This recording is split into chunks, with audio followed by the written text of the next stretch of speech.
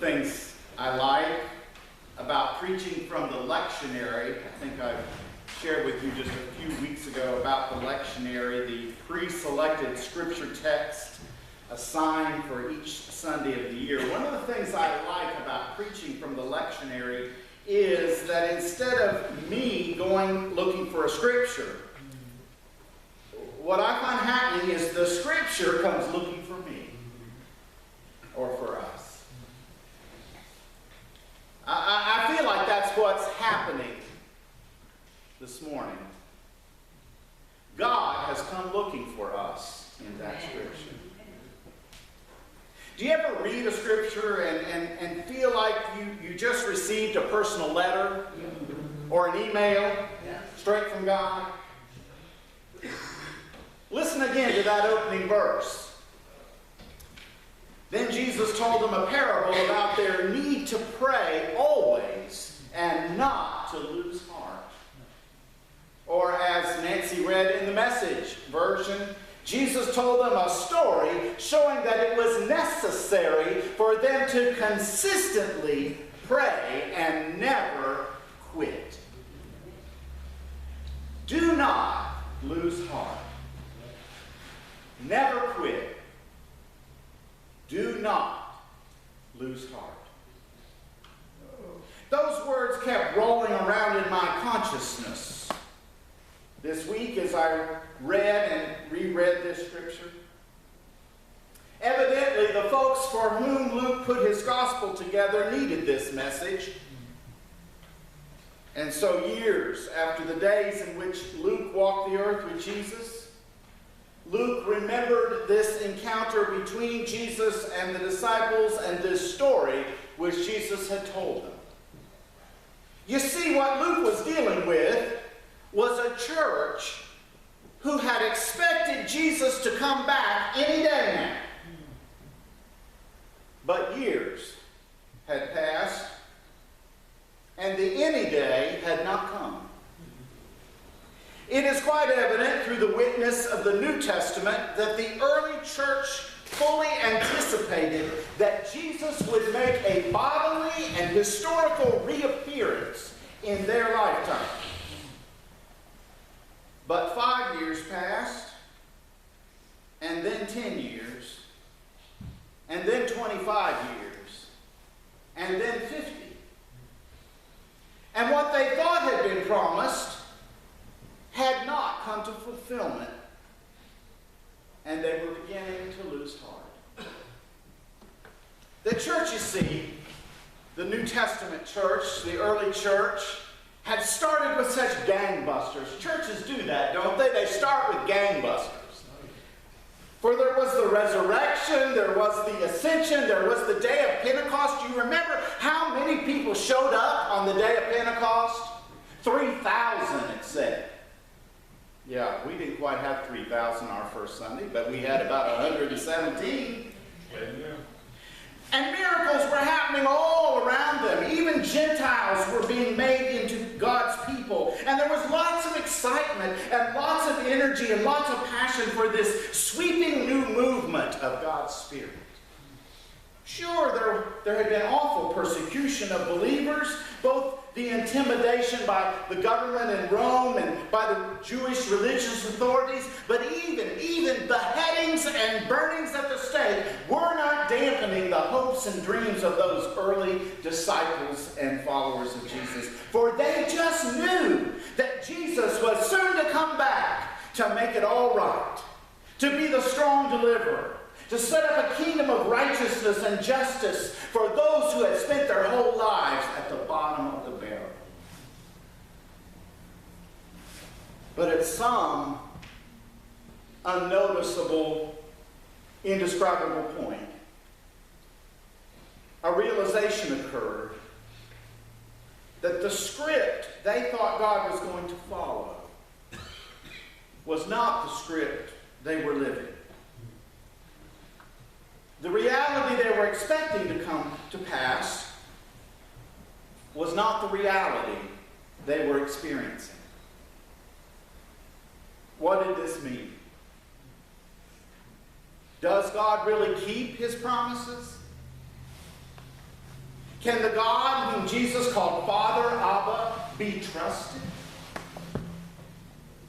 It is in an atmosphere of these kinds of questions that Luke says to his church, a church in danger of becoming disheartened in the face of the delayed promise of Jesus' return. He says to them, don't lose heart. Trust in God. Be confident in God. God is faithful. God will deliver on his promises. God will keep what he says he's going to do. God is trustworthy. Wait for the Lord, and as you wait, wait trusting, not despairing. Luke conveys his message through one of the parables told by Jesus. Jesus tells a parable about a truly disgusting judge. He's a sleazy character. Probably had been put in his position through some kind of political maneuvering and shenanigans. And then in the story there is this poor widow, a woman who has no political protection. She's totally powerless. What hope does she have before the judge's bench? Well, she does have one thing. She has the ability, and some of you have this, she has the ability to pester. Holy pestering. Leaving messages on his answering machine, constantly banging at his door, giving that judge no peace. She is persistent. And finally the judge says to himself, even though I could care less about God, and I can't stand humanity, I'll give this woman what she wants. For she has worn me down, and I want her out of my hair. Yeah, there's a little bit of me that understands that judge.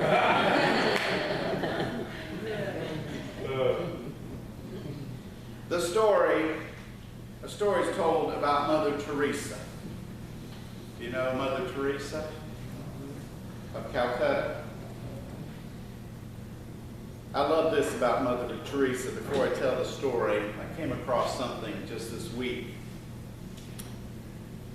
Mother Teresa was asked about all the throngs of people that she faced day in and day out, people in such desperate situations.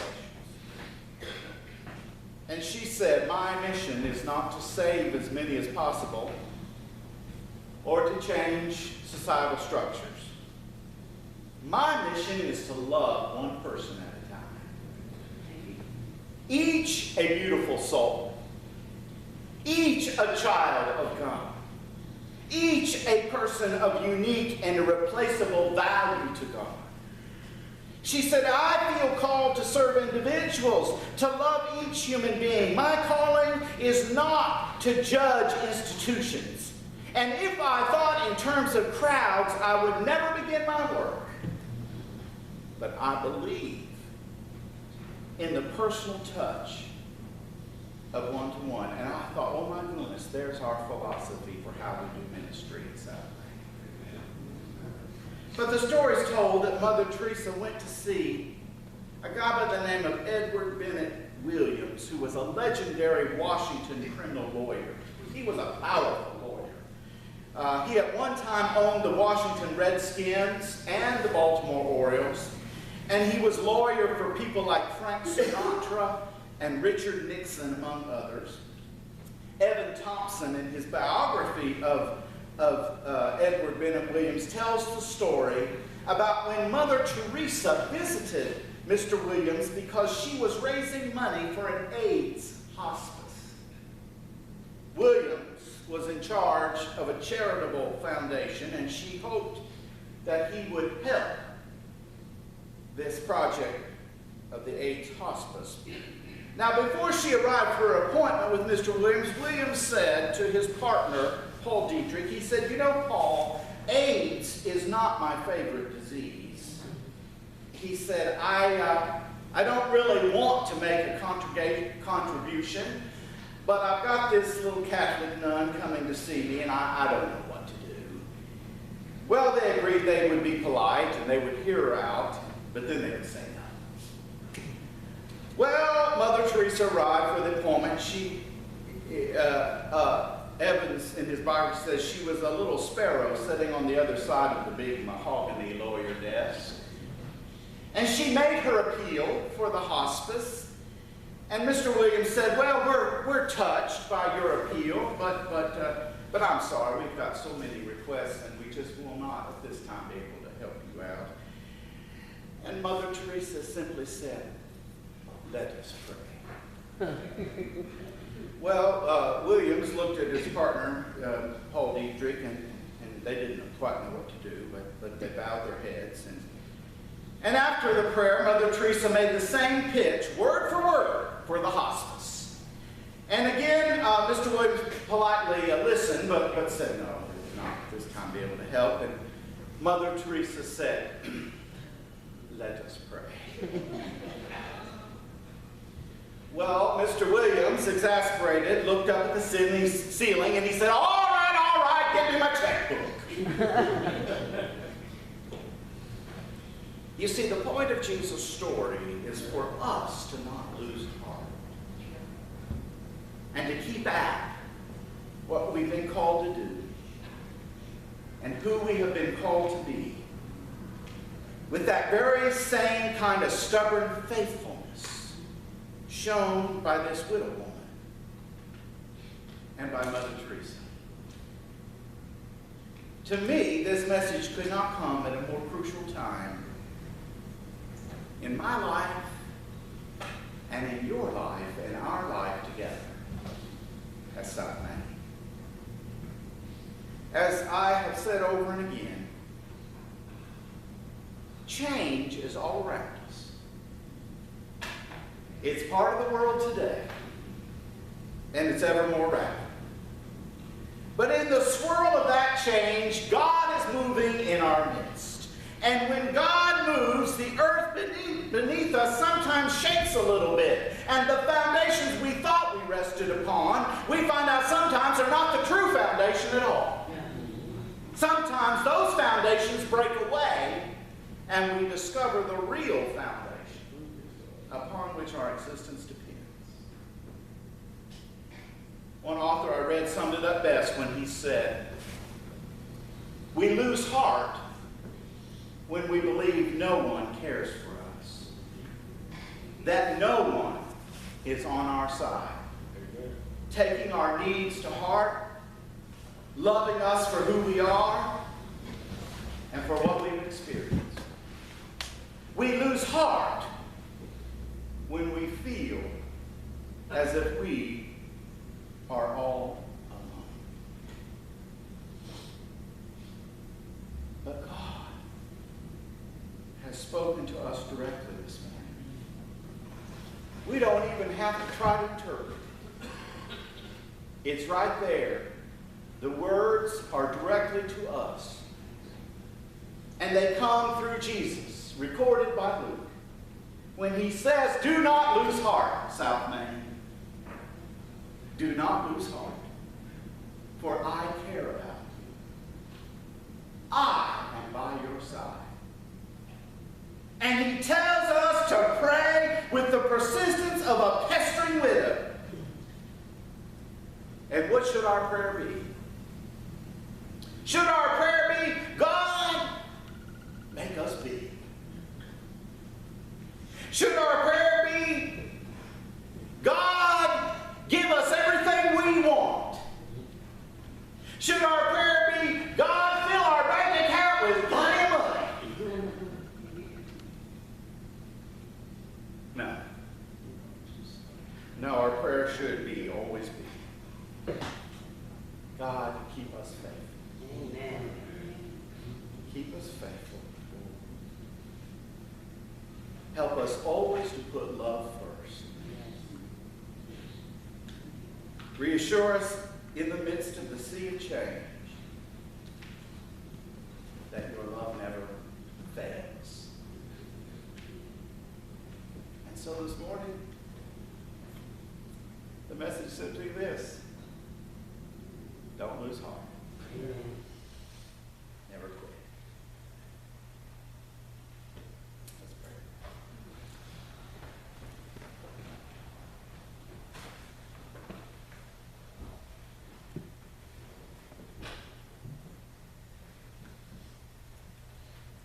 The evil one, Lord, is ever whispering in our ear, give up, give in. The evil one, Lord, is ever tugging at our spirit saying, it's no use. The evil one tries to convince us, Lord, that where we are today, we've gotten here either by ourselves or by pure chance or bad luck. Remind us again, Lord, that where we are today, you brought us here. And you didn't bring us here to leave us. For you've got something grand planned for us. We don't know when. We don't control the time.